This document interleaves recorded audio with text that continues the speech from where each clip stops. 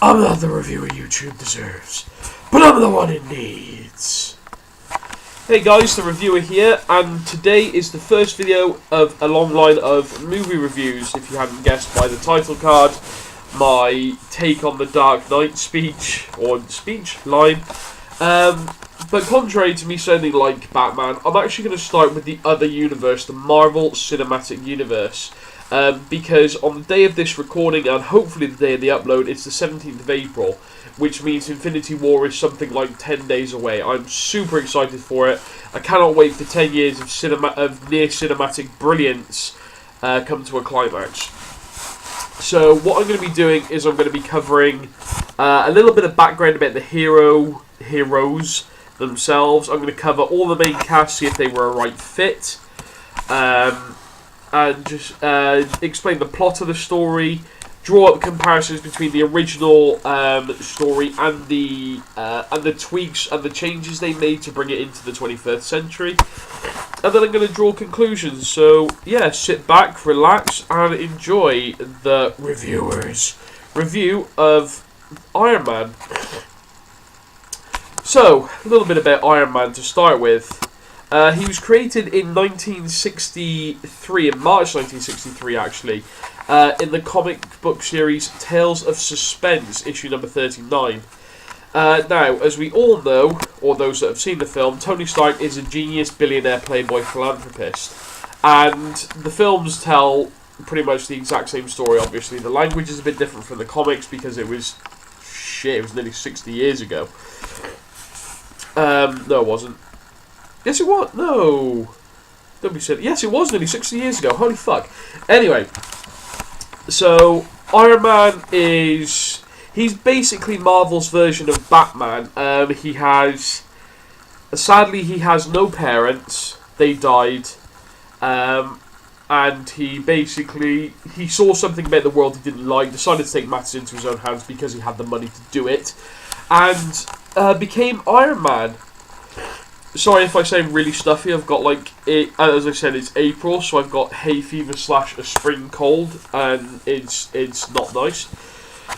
But anyway, that's a little bit about Iron Man. So let's jump right into the cast.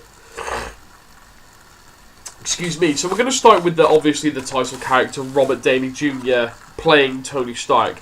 Now, Iron Man is a bit of a redemption story in of itself. Being a genius, billionaire, playboy, philanthropist that he is, he kind of just... He didn't really care about anything. He just went about life, he made millions of money. He's obviously super, super clever. He slept with whomever he wanted, whenever he wanted, pretty much. And it's... Iron Man's kind of a redemption story as well. It's about taking control of your own life. And that's kind of what happened to Robert Downey Jr. He was a big young man actor in the 80s and the 90s. Obviously when he was about 20 years old. But the fame kind of went to his head, I guess. I mean, Robert Downey Jr., if for some reason you are watching this, I will love you forever. And obviously, if I'm telling a lie, or if you think what I'm saying is not right, then please tell me and I'll do something about it. I'll be much nicer in future. But yeah, it's a redemption story, which is why I think Robert Downey Jr. is such a good part. He plays it really well. He plays so aloof, he's funny, he's clever, he's witty. And the fact that he sees the world... He is Iron Man. I mean, I'm going to say this a lot throughout the videos, sorry. But, yeah, Iron Man's a redemption story, and Robert Downey Jr. is Iron Man. They both have that got knocked down, get back up on their feet, take the world by the scruff of the neck, and sort it out, and sort their lives out kind of thing. But yeah, he's a perfect fit. He looks good, he sounds good. And what I really like about the film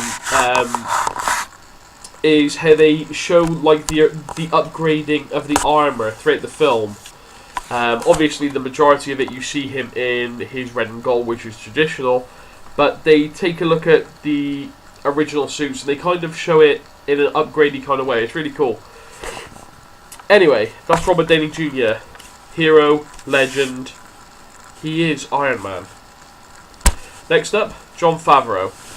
Jon Favreau actually directed this and the second movie. So I mean, I like Jon Favreau. The only other thing I've seen him in really is Friends, where he was in 4 or 5 episodes, I think. But that's how I know of him. And back then, he was obviously, no offense, John, a much slimmer guy. But he looks the part. Happy Hogan in the comics was Tony Stark's bodyguard. Kind of the same thing in the films. He's the bodyguard, he's the limo driver, he's his confidant, best friend, all of that good stuff. Yeah, he plays it very well. You can feel the connection between them. Like, they've been friends for a long time, and that, you know, the hiring of Happy Hogan was how they became friends, and it just took off from there. Jon Favreau directs very, very well. I'm not going to talk too much about directing because I don't have that big an opinion on it, like camera angles and such. But yeah, I think he did a great job. He did a good job in Iron Man 2 as well, which we will come to obviously as and when it gets uploaded. So yeah, that's Jon Favreau as Happy Hogan. Again, the casting, alright, he put himself in his film, which is fine, you know, because he didn't do a bad job. But yeah, again, character-wise, he plays it really well. Next up, Tony Stark's actual best friend, James Rhodes, or Rhodey, played by, in this film, Terrence Howard. Now again, I haven't seen Terrence Howard in a lot. I know he has been in stuff, and the biggest thing that I would know him from, other than this movie, is probably Empire, which is showing in the UK on E4. I've not actually watched any of it, just the trailers, but I know he's in that, and apparently he's doing really well, so congrats to him. But yeah, he plays Rhodes. He doesn't have a huge part. I mean, he plays the concerned best friend very well. He plays a US Air Force pilot very well. Yeah, I mean, don't get me wrong, I much prefer Don Cheadle. He seems to have a broader range of acting skills and is able, and obviously has a bigger spectrum of things to do in the films that follow. But yeah, that's my take. I mean, I liked Terrence Howard, and I'm not one who enjoys it when actors are changed halfway through a franchise. But when we get to Iron Man 2, I will explain why I think Don Cheadle is a better choice. So now we come on to the villain of the piece, Obadiah Stane, played by Jeff Bridges. Obadiah Stane he worked with Howard Stark, and when Tony was young, he basically took over Stark Industries, made it huge, bigger. Huge is not a word. And basically ran the company. When Tony comes back after being in captivity, basically feels trodden on a little bit, particularly when he finds out that Tony is Iron Man, and he feels like he feels privileged enough that he needs a slice of that pie. Like, it should be him doing all this stuff and not him, not Tony Stark, some spoiled little rich kid who was brought up with a silver spoon in his mouth. Yeah, he's just evil. He just tries to kill everybody in his super mech armor, which does look good. But yeah, Jeff Bridges plays a bad guy really well. The thing with Jeff Bridges, he either plays like the disguised good guy, whereby he's gruff on the outside, but he's a really nice guy on the inside, or he plays the villain really well. Maybe it is his gruff exterior, the way he's, you know. But that's my take on it. He plays the bad guy really well, and yeah, good choice. Good thing he met his maker though. Not Jeff Bridges, Obadiah Stane. Now we come to the love interest, Gwyneth Paltrow. Gwyneth Paltrow is stunning. Okay, there is no other word to describe her. She plays Pepper Potts in the Iron Man, in the Marvel Cinematic Universe, because she's appeared in more than the Iron Man franchise now. And in the comics, it's interesting. She actually got with Happy Hogan because it was kind of a love triangle thing in the comics, and she chose Happy because I think I remember reading somewhere that when I was doing my research that he offered more stability, whereas Tony Stark obviously had the playboy lifestyle, and I'm not sure if they knew he was Iron Man at that point, but yeah, her and Happy Hogan got married, which I'm glad they didn't pursue in the films, because I don't see that being a good matchup between Gwyneth Paltrow and Jon Favreau. It just wouldn't look right. So the flirty love relationship that Tony Stark and Pepper Potts have in this film is great. It adds a little bit of comedy to, and adds a bit of humanity to the characters as well. They just work really well together. Again, the casting is perfect. I haven't come across a bad actor yet in the Marvel Cinematic Universe. But yeah, it just works really well. They're really funny together, and it just works. It's great. Clark Gregg is the next actor on the list. Clark Gregg quickly became one of my favourite actors because of his portrayal of Phil Coulson. Now, forgive me, but again, Clark Gregg is... In the Marvel Cinematic Universe, Clark Gregg, that's the only time I've seen Clark Gregg playing Philip Coulson. I think it's great. He's funny. He again adds the comedy, like with a one-liner, and he delivers it so deadpan you just can't help but smile and chuckle. Plus, the fact that he got his own spin-off series with Agents of S.H.I.E.L.D., which continues alongside the Marvel Cinematic Universe, but is not directly linked to. Which is great because you hear, obviously, Nick Fury shows up in a couple of episodes. Lady Sif from Thor, she's in a couple of episodes. You see a couple of Asgardians. There's one episode which takes place after Thor 2. So it all tangles in without being directly involved, which I really, really like. Plus, with Captain Marvel coming out, I think it's next year. Excuse me. Which is set in the 1990s, so Clark Gregg will be back on the big screen for that, playing a much bigger role than what he had in the original Avengers movies, which is superb. Now, Paul Bettany has got one of the smallest parts, but is one of the most important characters in the series so far.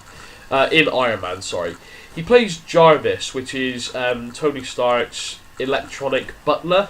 Like his entire computer system is ranged from, you know, keeping the house safe to being inside of his computer, setting up defense systems, attacking defense systems to defeat the bad guys, what have you. And he's in Iron Man's suit. Now the weird thing is, Jarvis was an actual human being in the comics. I'm really sorry. I'm really nasally. Oh god, that's horrible. Yeah, Jarvis was an actual butler in the comics. He was actually Tony Stark's butler, much like Alfred to Batman. So you can see where the comparisons draw. Yeah, I mean, Jarvis was a badass in the comics. He was much like Alfred. I think he was in some line of forces in the UK. Again, tell me in the comments if I'm wrong, but he was basically a badass. And the fact that this is one of the comparisons I was talking about earlier, the fact that they've made the jump from stopping him being a human to putting him into a computer that basically runs Tony Stark's life for him is superb. I think it's brilliant. Again, Paul Bettany I've seen in a couple of things. I think the film I'm thinking of is called Legion, where he plays a fallen angel. That's really good. He's in A Knight's Tale with Heath Ledger, God rest his soul. And that's really good. He's really, really funny in that. And again, Paul Bettany offers a couple of one-liners that are just so sarcastic and so quick-witted that they bounce off Robert Downey Jr. really, really well. I mean, Friday, when we get to Age of Ultron, his gal Friday, essentially the same deal. But not as funny, not as much screen time, even though he's not actually... neither of them are on screen. But yeah, Jarvis is the household computer that everybody wants to have, basically. And last but not least, excuse me, we have Samuel L. Jackson playing Nick Fury. Now, Nick Fury in the original comics in the 60s and the 70s, he was white. And, you know, and when Marvel relaunched its Ultimates title in the early 2000s, I believe, they changed Nick Fury to black. And there's actually a panel in the comic that says the only guy where Nick Fury says the only guy that can play me in movies is Samuel L. Jackson. So whether they took that on board, I mean, because they did their research throughout the entire Marvel Universe, they have done their research.